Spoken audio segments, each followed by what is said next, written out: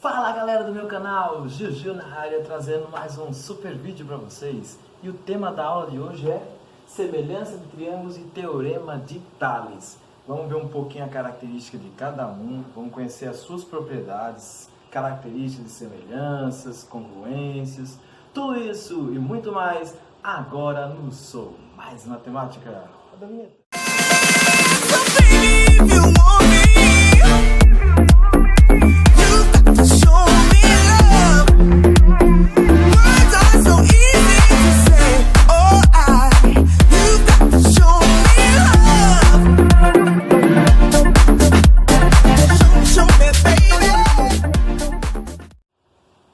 Vamos começar hoje a teleaula falando dele, semelhança de triângulos e teorema de Tales. São temas conhecidos, né? Tem as suas características, vai trabalhar muito com proporção. Então vamos ver entender melhor cada um desses casos e suas aplicações. Vamos começar? Bom, primeiro temos a ideia de semelhança. As figuras são semelhantes quando possuem mesma forma, ou seja, mesma estrutura. Então você visualiza uma figura e para comparar com outra ela tem que ter a característica comum, mesmo formato, mesma ideia, tá bom? Elas podem ter tamanhos diferentes? Podem. Então não confundam semelhança com congruência. Quando eu digo que um triângulo é congruente a outro triângulo, ele tem que ter o mesmo tamanho, certo? Vai ter a mesma angulação e os lados proporcionais, relacionados, né? Como posso dizer? Os lados correspondentes daí desses dois triângulos, eles têm que ter a mesma medida. Então, nesse caso, as duas figuras que eu estou comparando, elas são congruentes. Então, tamanho tem que ser o mesmo. Quando eu falo de figuras semelhantes, não necessariamente ambos têm que ter tamanhos iguais. Então, eu posso ter, comparando esse lápis aqui, com um outro bem maior. Então, são semelhantes, se eles apresentarem características comuns, certo? Então, não confundam semelhança com congruência. Congruência, quando eu falo que algo é congruente a outro, tem que ter mesmo tamanho e mesmo formato. Semelhanças, eu posso comparar esse lápis com outro bem maior, com o mesmo formato. E aí eles são lápis semelhantes. Dois triângulos são semelhantes sim. Aí a regra dos triângulos vale para esse caso aqui, viu? Os lados forem proporcionais, então quando você vai estabelecer a semelhança entre figuras, entre dois triângulos, se eu tomar como lado o lado AB desse triângulo, para mim falar que ele é proporcional, eu tenho que pegar o seu correspondente, ou seja, na outra figura que está na mesma posição do anterior. Então, o lado AB ele tem que ser proporcional ao lado DE. O lado AC ele é proporcional ao lado DF. E o lado BC ele é proporcional ao lado EF. Então ele vai gerar uma proporção. Professor, mas o que é proporção? Me ajuda aí. Proporção gera uma razão, ou seja, gera uma constante. Então se eu simplificar ambas as frações, tem que dar um mesmo resultado final. Então isso é uma proporção. Além dos lados correspondentes serem proporcionais, para que os dois triângulos sejam semelhantes, o caso dos ângulos correspondentes, ou seja, também na mesma posição, tem que ser congruentes. Cuidado, viu? No início da aula eu falei que existe diferença para figuras congruentes e existe diferença para figuras semelhantes. Para que duas figuras sejam congruentes, tanto os lados como os ângulos têm que ser iguais. Pronto. Cada lado correspondente tem que ser de mesma medida e cada ângulo também tem que ser de mesma medida. Na semelhança, quando figuras são semelhantes, obrigatoriamente os lados têm que ser proporcionais. Então, essa figura é um pouquinho maior que essa. Se elas forem proporcionais, os lados são semelhantes, junto com os ângulos. Agora, os ângulos têm que ser congruentes. Então, se aqui é 30 graus, o correspondente tem que ser 30. Se aqui for 45, o correspondente será 45. E assim por diante. E aí você vai ter isso aqui, a relação de ângulos. Ângulo A congruente, esses três tracinhos de congruência. O ângulo B congruente ao E. E o ângulo C é congruente ao F. Então, resumindo, se os ângulos forem congruentes e os lados forem proporcionais, os dois triângulos são semelhantes. E aí o símbolo é o tio. O triângulo ABC é semelhante ao triângulo DEF. Ok? Fácil? Existem 3 situações aqui de casos de semelhança de triângulos.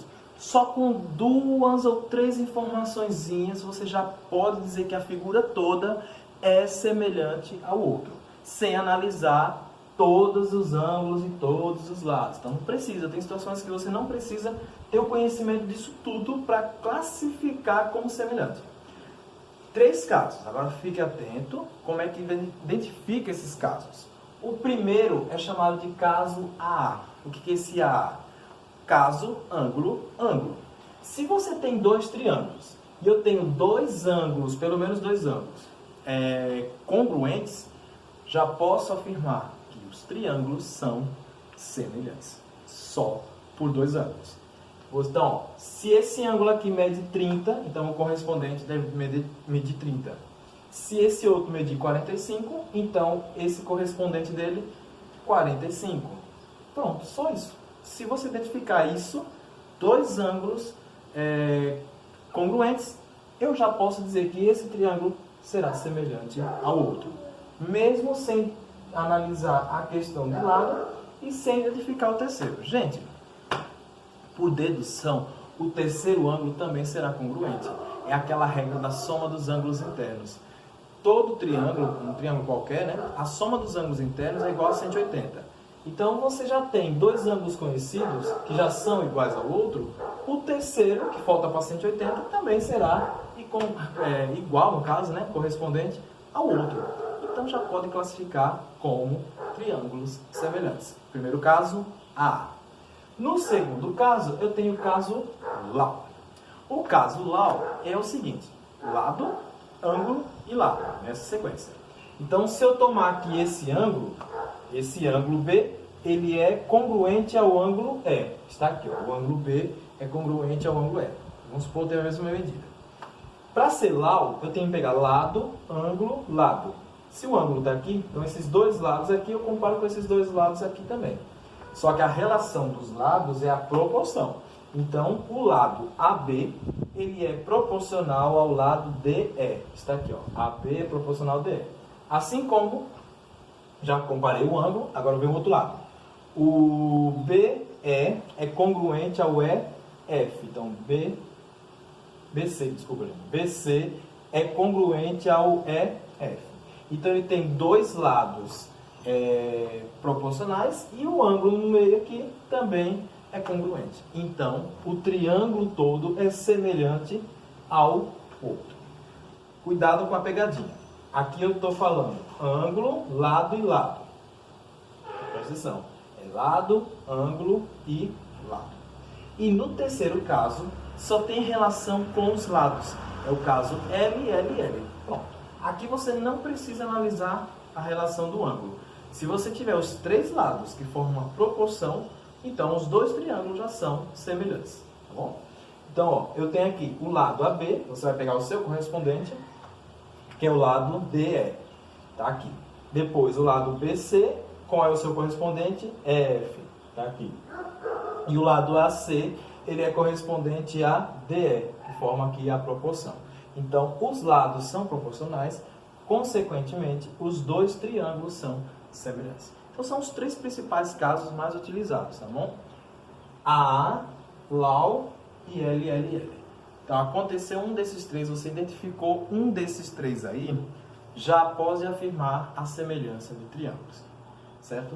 Vamos continuar agora falando mais um pouquinho desse tema, vamos falar da razão de semelhança, vamos falar também de congruência e também o teorema de Tales. Então, vamos lá, defeitos especiais. Bom, vamos ver agora a questão de razão de semelhança. Esse é um tema importante porque trabalha muito a questão da proporção. Então, sempre relacionando 2 figuras, pode estar 2 figuras separadas ou também pode estar uma figura dentro da outra. Então, vamos ver nesse caso aqui, ó. Considere os triângulos semelhantes A, B, C e dentro desse triângulo maior tem um outro triângulo interno, que é o triângulo ADE.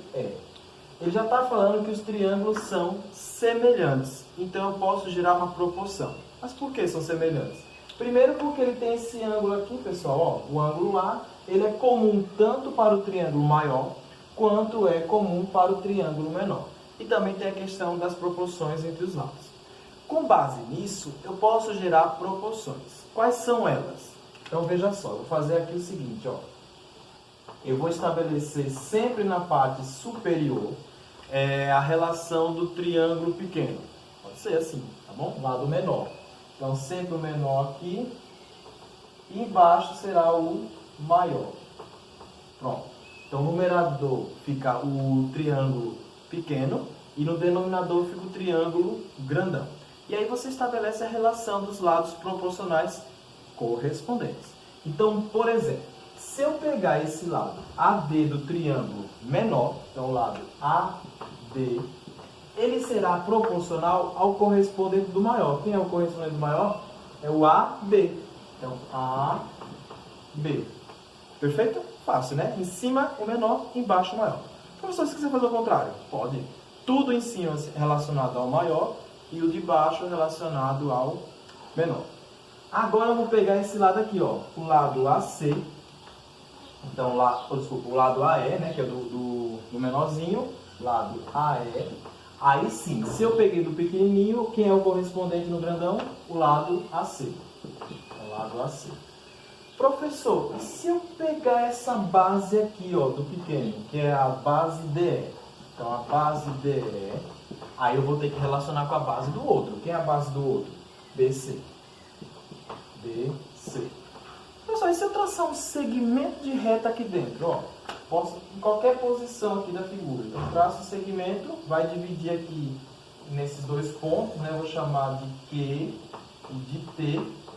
Pronto. Como é que eu faço também a proporção? Do lado. Então, eu posso fazer assim. Como na parte de cima está relacionado ao pequenininho, quem é o pequenininho aqui? É o AQ. Então, AQ.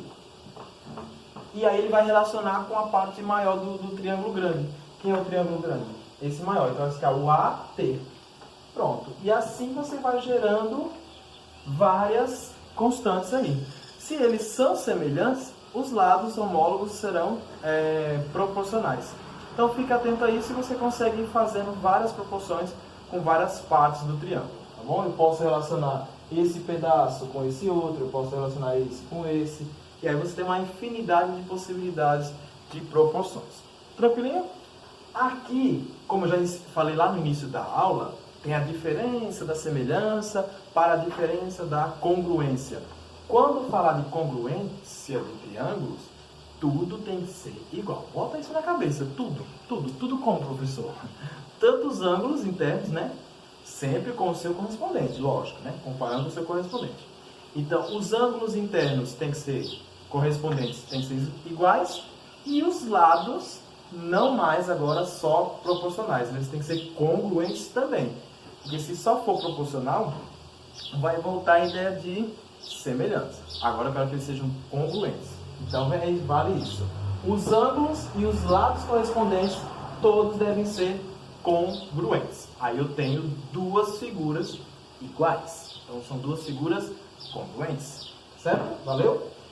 O teorema de Tales é muito fácil, né? Você já vê isso bastante lá no fundamental. O teorema de Tales é a relação do feixe de retas paralelas. Então você tem várias retas, pode ser quantas quiser. E aí nessas retas paralelas, você começa a traçar pelo menos aí, né, duas transversais. O que é essa transversal? São retas, uma reta no caso, que vai cortar essas paralelas. Então tem aqui, ó, R, S, T e U são retas paralelas. A e B, minúsculo no caso, são as retas transversais, ou seja, estão cortando aí essas paralelas. Quando você tem nas retas paralelas duas transversais, você consegue estabelecer a proporção entre os lados. Ou seja, esses pedacinhos aqui, ó, esses segmentos aqui, eu consigo fazer uma proporção. Sempre de um lado da reta proporcional da outra e sempre na mesma correspondência. Então veja só, se eu pegar aqui o lado AB, então o lado AB, eu vou dizer que ele é proporcional ao seu correspondente. Quem é o seu correspondente? Na outra reta, é F. É F.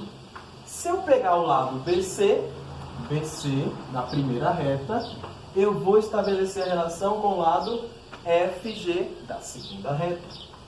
FG. Professor, mas se eu quiser pegar o AC, pronto. Então, esse pedaço todo lá na questão quer dizer dar uma informaçãozinha a mais.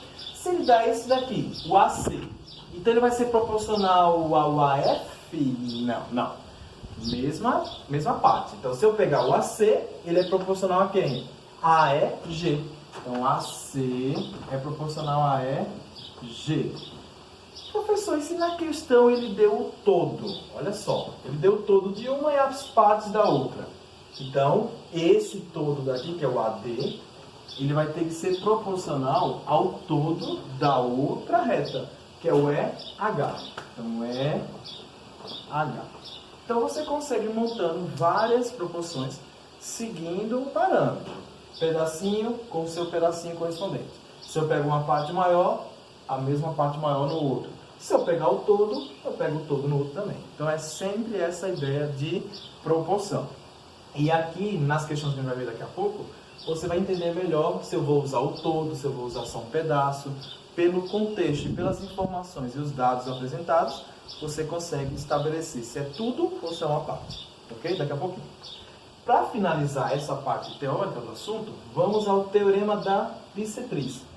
Primeiro, vamos entender o que é bissetriz, professor. Ó, a bissetriz está relacionada ao triângulo.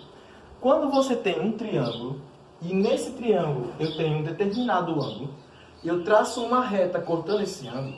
Para essa reta ser bissetriz, ela tem que dividir o ângulo em duas partes iguais. É isso. Então eu tenho esse ângulo A. Se eu traçar uma reta e dividir o todo em duas partes iguais, essa reta é bissetriz. É a bissetriz do triângulo. Então eu posso traçar quantas bissetrizes num triângulo, professor? 3. São 3 ângulos no máximo, então eu posso traçar até 3 bissetrizes aí. Quer dizer, também eu poderia traçar uma bissetriz desse outro pedacinho também, né? Então tem várias, no mínimo, vamos dizer assim, o mínimo possível, você consegue fazer aí, mas pode acrescentando também, não tem problema não.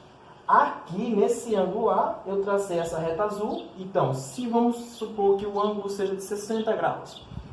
Essa reta azul, dizendo que ela é bissetriz, então cada pedacinho desse aqui corresponde a 30 graus.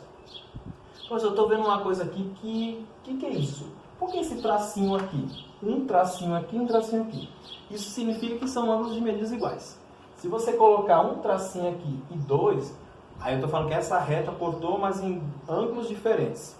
Então, para mim afirmar a congruência, nesse caso aí, afirmar que é a bissetriz, então, como eu não estou dizendo que ângulo é esse numericamente, então eu coloco tracinho com um tracinho para o outro lado para dizer que são ângulos iguais. Professor, então, como o nosso tema é mais voltado à proporção hoje, o que acontece quando eu tenho uma bissetriz num triângulo? Pronto. A partir do momento que você traça a bissetriz no triângulo, você vai dividir um lado dele em duas partes. Então eu tinha aqui, ó, Czão, o lado correspondente, oposto a Czinho. Bzão, que é o B maiúsculo, né? O vértice, o lado oposto é o Bzinho. E o Azão, que é o vértice aqui, o correspondente é o Azinho. E esse X e Y? Pronto. Quando você traçar a bissetriz, essa linha azul vai atingir um lado, né? O lado oposto ao ângulo. E aí ela vai dividir o lado em duas partes. Aí, cuidado, não cair na tentação, viu? Não é porque é uma bissetriz que vai cair no ponto médio do lado. Não. Triângulo qualquer. Professor, tem condições de uma bissetriz, quando traçar, cair no ponto médio do lado? Tem. Se for um triângulo equilátero. Se for um triângulo equilátero, ao traçar a bissetriz, ela já vai cair no ponto médio. E se aqui fosse isósceles, desses dois lados fossem iguais, e eu traçar a bissetriz, também vai cair no ponto médio. Mas num triângulo qualquer, a bissetriz não necessariamente tem que cair no ponto médio. Ela tem que dividir o ângulo em partes iguais. OBS, tá bom? Professor, tem proporção? Tem. Toda vez que traçar a bissetriz, você pode fazer proporção com os lados. A divisão dos lados. Então, por exemplo, ela caiu aqui, dividiu o lado A em duas partes, x e y, que eu nomeei. Eu pego a proporção desse pedacinho com o seu adjacente. Eita, professor, peraí, confundiu. Olha o que está dizendo aqui. Em qualquer triângulo, uma bissetriz interna divide o lado oposto, ó, o lado oposto ao ângulo, em segmentos proporcionais aos lados adjacentes. O que é adjacente, professor? Esses lados são adjacentes ao ângulo, ou seja, os dois lados juntos, eles formam o ângulo A. Então, quando dois lados formam um ângulo, esses lados são chamados de adjacentes, ou seja, estão ao lado do ângulo. Uma linguagem mais assim. Então, ó, eu faço a proporção entre a partezinha dele, x, para o seu lado adjacente correspondente, no caso é o Czinho. Se eu pegar esse outro lado aqui, essa outra base, que é o y, o seu adjacente aqui é o b. Pronto, então está aí a proporção. A parte pelo adjacente, a outra parte pelo adjacente. Então, forma proporção aqui, forma proporção no teorema de Tales e também forma proporção na razão de semelhança. Ou seja, tudo que você for comparar, se é parte pequena, você vai colocar tudo em cima. Parte maior, você coloca na parte de baixo ou faz o inverso. Sempre é isso. Um todo por uma parte. Um todo por uma parte. É sempre essa comparação. Não esqueçam dessa parte do Tales. Eu tenho infinidade de possibilidades. Então, um pedacinho, compara com um pedacinho. Parte inteira, compara com parte inteira. Vamos ver isso agora em algumas questões aqui que vão abordar tanto essa parte do Tales como a questão de razões, entre outras coisas. Então, vamos ver depois dos efeitos especiais. E estamos de volta. Foi rapidinho, né? Deu tempo aí nem de respirar. Vou mostrar agora dois exemplos relacionados ao conteúdo da aula de hoje. Um trabalhando a proporção em relação à comparação de triângulos semelhantes e no outro vamos estabelecer a regra do teorema de Tales. Vamos ver como é a aplicação e a resolução de cada um. Lembrando que o foco principal vai ser a proporção. No primeiro exemplo fala: os lados de um triângulo medem 5, 6 e 9. Determine as medidas dos dois lados de um triângulo semelhante, cujo perímetro mede 60. Então, veja só. Nessa questão aqui, ele falou, deu as medidas de um, disse que esse triângulo é semelhante a esse, e ele fala também que o perímetro desse maior é equivalente, ó, 2P, né? Perímetro é equivalente a 60 centímetros. Pronto. Qual é, no caso, a medida dos lados desse novo triângulo aqui, desse triângulo grande? Então, primeiro, já sei que eles são semelhantes, então estabeleço a proporção entre seus lados. Então, vai fazer o seguinte: esse lado aqui, 5, ele é proporcional ao seu correspondente, x. Ok? Você pode fazer assim, ou também pode fazer o contrário. Você pode trabalhar com as letras no numerador e os números no denominador. Tanto faz. Então, vou fazer o inverso. Vou pegar o lado x, ele é proporcional ao seu lado 5. Pronto. Igual. Se eu pegar esse lado y, ele é proporcional ao seu correspondente, 9. E o último lado é o z. Se eu pegar o lado z, ele é proporcional a 6. Tem uma regrinha na proporção que você pode aplicar a soma dos numeradores dividido pela soma dos denominadores. Poxa, professor, como assim? Eu posso somar todos os numeradores, x mais y mais z. Se eu somar em cima, claro, faço a mesma coisa embaixo. Então, 5 mais 9 mais 6. Essa é uma regra da proporção. A soma dos numeradores dividido pela soma dos denominadores. Mas, professor, quem é a soma dos numeradores? A soma dos numeradores é o perímetro desse triângulo grande. E ele falou na questão que o perímetro é equivalente a 60 centímetros. Então, a soma é equivalente a 60. Se eu somar a parte de baixo, 5 mais 9 mais 6 é equivalente a 20. 60 dividido por 20 igual a 3. Esse 3 é a constante da minha proporção. Mas o objetivo é achar o valor de cada lado desse triângulo novo. Então, eu pego cada partezinha da proporção e igualo a minha constante final. Então, eu tenho x sobre 5 é igual a constante final. Quem é a constante final da proporção? 3. Pego o y sobre 9 igual a 3 também. E pego o z sobre 6 e também igualo a 3. Aqui você faz meio pelos extremos, ó. Meio pelos extremos, então eu tenho x vezes 1, x, e aí eu tenho 3 vezes 5, 15 centímetros. Aqui também meio pelos extremos, vai ficar y é igual a 3 vezes 9, 27 centímetros. E no último, Z é igual a 3 vezes 6, 18 centímetros. Pronto, está aí os valores das três incógnitas, ou seja, dos três lados do triângulo, cuja soma é equivalente a 60. Então, essa é a regra. O principal foco é isso aqui de vocês lembrarem, tá bom? Toda vez que trabalhar com proporção, que tiver incógnitas, mais de uma, você pode aplicar a regra da soma em cima e embaixo. E aí, geralmente, ele vai fornecer alguma coisa relacionada a esse total aí. E aí você consegue, pela razão, você descobre cada partezinha da proporção. Fácil? Já no exemplo 2, a gente vai trabalhar com Tales, teorema de Tales. Aqui ele trabalha com 5.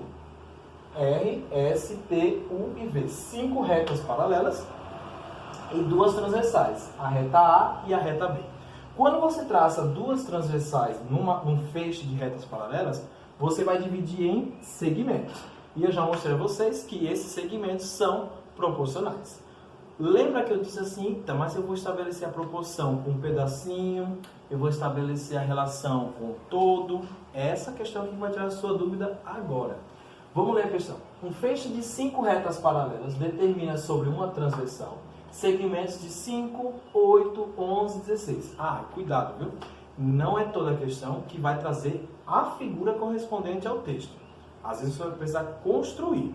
Aqui eu já deixei prontinho para vocês já agilizar, mas pode aparecer só o enunciado e você montar a figura correspondente. Então, ó, calcule os comprimentos dos segmentos determinados na outra transversal, ou seja, nessa transversal A, como eu não sei os valores x, y, z, w, qualquer incógnita, tá bom? Sabendo que a soma dos 4 segmentos é igual a 90 centímetros. Espera aí, eu estou falando de Tales, eu estou falando de paralelas e estou falando de transversais. Forma segmentos proporcionais. Então, estabeleça logo a proporção. Então, a proporção que eu vou ter aqui é o seguinte, ó. Se eu pegar esse lado x, ele é proporcional a 5, ok? Se eu pegar o y, ele é proporcional a 8. Se eu pegar o lado z, ele é proporcional a 11. E se eu pegar o w, ele é proporcional a 16. Eita, professor, mas você falou uma coisa agora. Toda vez que for proporção, eu consigo fazer a soma do numerador dividido pela soma do denominador. Então, eu vou fazer isso agora. Eu vou somar isso aqui. X mais y mais z mais w. Se eu somar o de cima, eu também posso fazer a mesma regra para somar o de baixo. A soma do de baixo é equivalente a 40. Então, tem o seguinte, ó, 5 mais 8 mais 11 mais 16. Então, aqui em cima, eu já sei que é equivalente a 90, porque ele falou que a soma já era 90. E o de baixo é equivalente a 40. Então, contando aqui, vai ficar 9 quartos. Pronto. Essa daqui é a mesma coisa lá do 3. Ela é a minha constante. Lembra que eu fiz na questão anterior? Quando eu acho a constante, eu consigo achar cada pedacinho individualmente? Pronto, é isso que eu vou fazer agora. Eu vou mostrar a vocês como calcular as 4 medidas, né? Tendo a razão. Então vai ficar assim, ó. Primeiro eu vou achar o valor de x. Então, x sobre 5. E aí eu igualo isso aqui à minha constante de proporção, que é 9 quartos. Faço meio pelos extremos, né? Vai ficar 4x é igual. 5 vezes 9, 45. Vai ficar x, o 4 vai passar dividindo. Então, 45 sobre 4. Professor, quando der para simplificar, você simplifica. Quando der para dividir, você divide. E quando não der, você deixa na forma fracionária, que é o mais adequado. Então, já tenho aqui o valor de x. Agora eu vou fazer para o y. Então, eu tenho y sobre 8 é igual a 9 sobre 4. Meio pelos extremos vai ficar 4y. 4y é igual a 9 vezes 8, 72. 72. Y é igual a 72 dividido por 4. Nesse caso aqui, vai dar 18. Então, y é igual a 18. Nesse aqui, se eu for dividir, vai dar decimal. nesse daqui dá inteiro. Por isso que eu estou deixando. O que der para deixar inteiro, você deixa inteiro. Então, ó, já tem aqui o valor de y, já tem o valor de x. Vamos achar agora o valor de z. Então, z sobre 11 é igual a 9 sobre 4. Então, vai ficar 4z é igual a 9 vezes 11, 99. Já sei que 99 não é divisível por 4. Então, vai ficar na forma fracionária mesmo. Então, fica z é igual a 99 sobre 4. Pronto. E para finalizar, falta achar o valor de w. Então, eu tenho w sobre 16 é igual a 9 sobre 4. Meio pelos extremos, vai ficar 4w é igual a 9 vezes 16 é equivalente a 144. 144. Isolando o w, vai ser 144 dividido por 4. Então, w é igual a 36. Pronto. Então, eu consigo achar pelo Tales, pela regra da soma que eu fiz logo no início, eu acho logo o total, porque ele já dá na questão, ele fornece. Consigo somar o denominador, porque já são números conhecidos. E quando você acha a constante, aí você vai. Cada pedacinho relacionado com a constante. Cada pedacinho relacionado com a constante. E aí você consegue achar o valor das incógnitas que aparecem. Podia ser 10 incógnitas, 3 incógnitas, não importa. O importante é que por esse método você consegue descobrir o que a questão está querendo, certo? Esse foi o tema da aula de hoje, espero que tenham gostado e até a próxima aula. Valeu? Um abraço. It's frozen but it's alright. I have you by my side.